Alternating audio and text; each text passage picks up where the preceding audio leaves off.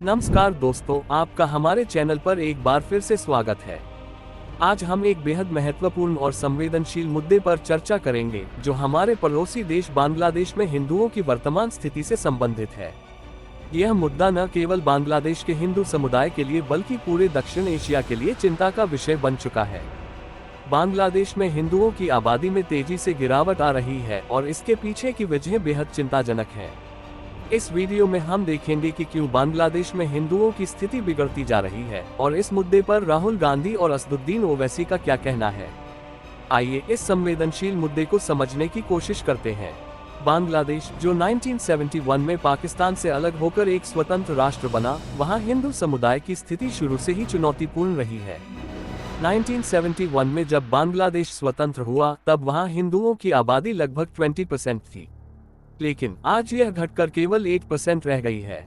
यह गिरावट केवल सांख्यिकीय नहीं है, बल्कि इसके पीछे कई गंभीर कारण हैं जो हिंदू समुदाय के अस्तित्व को खतरे में डाल रहे हैं।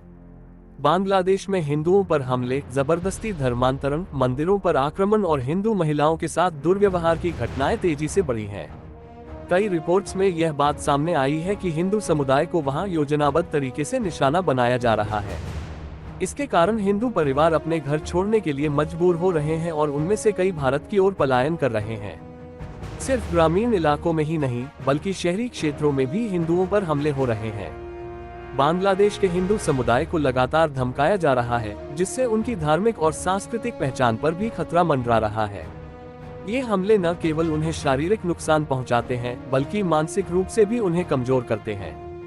भारत में इस मुद्दे को लेकर कई नेताओं ने अपनी आवाज उठाई है, जिनमें से राहुल गांधी का बयान प्रमुख है। राहुल गांधी ने हाल ही में बांग्लादेश में हिंदुओं की स्थिति पर चिंता व्यक्त की है। उन्होंने कहा कि भारत को अपने पड़ोसी देशों में अल्पसंख्यकों की सुरक्षा के लिए ठोस कदम उठाने चाहिए। उनका कहना है कि बांग्लादेश सरकार को हिंदुओं की सुरक्षा के लिए जरूरी कदम उठाने चाहिए और भारत को इस मुद्दे पर कड़ा रुख अपनाना चाहिए। राहुल गांधी का यह बयान भारत में एक नई बहस को जन्म दे चुका है।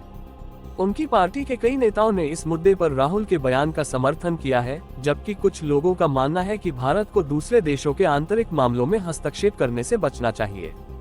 फिर भी इस बात से इनकार नहीं किया जा सकता कि राहुल गांधी ने एक महत्वपूर्ण मुद्दे पर ध्यान खींचा है। दूसरी ओर AIMIM प्रमुख असदुद्दीन ओवैसी ने भी इस मुद्दे पर अपने विचार व्यक्त किए हैं।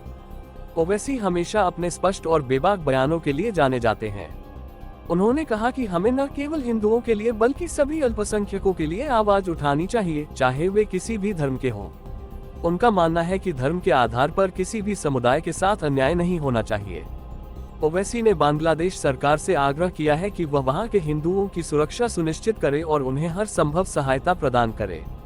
उनके अनुसार यह समय की मांग है कि सभी धर्मों के लोगों को समान सुरक्षा और अधिकार मिले। ओवैसी का यह बयान दर्शाता है कि उन्होंने इस मुद्दे को व्यापक दृष्टिकोण से देखा है और यह केवल एक धार्मिक समस्या नहीं, बल्कि मानवाधिकारों से जुड़ा मुद्दा है। अब सवाल यह उठता है कि क्या भारत को इस मामले में हस्तक्षेप करना चाहिए।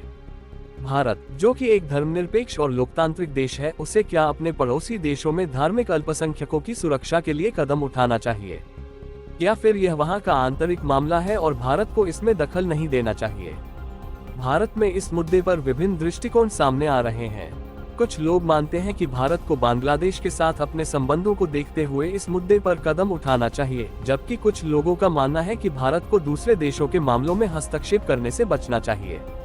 परंतु यह भी सच है कि जब भी कहीं धार्मिक अल्पसंख्यकों पर अत्याचार होता है, तो उसकी गूंज पूरी दुनिया में सुनाई देती है और भारत भी इससे अछूता नहीं रह सकता। दोस्तों, यह मुद्दा अत्यंत गंभीर और संवेदनशील है। बांग्लादेश में हिंदुओं की घटती संख्या और उन पर हो रहे हमलों को नजरअंदाज नहीं किया जा सकता। यह हमारे लिए एक चेतावनी है कि धर्म, संस्कृति और मानवाधिकारों की सुरक्षा के लिए हमें सतर्क रहना होगा। अब आपके विचार क्या है? क्या भारत को इस मुद्दे पर दखल देना चाहिए या इसे बांग्लादेश का आंतरिक मामला मानकर छोड़ देना चाहिए? हमें आपके विचार जानकर खुशी होगी। कृपया नीचे कमेंट में अपने विचार साझा करें। अगर आपको यह वीडियो जानकारीपूर्ण लगी हो तो इसे लाइक और शेयर करें और हमारे चैनल को सब्सक्राइब करना न भूलें, ताकि हम आपको ऐसे ही महत्वपूर्ण मुद्दों पर जानकारी देते रहें। धन्यवाद।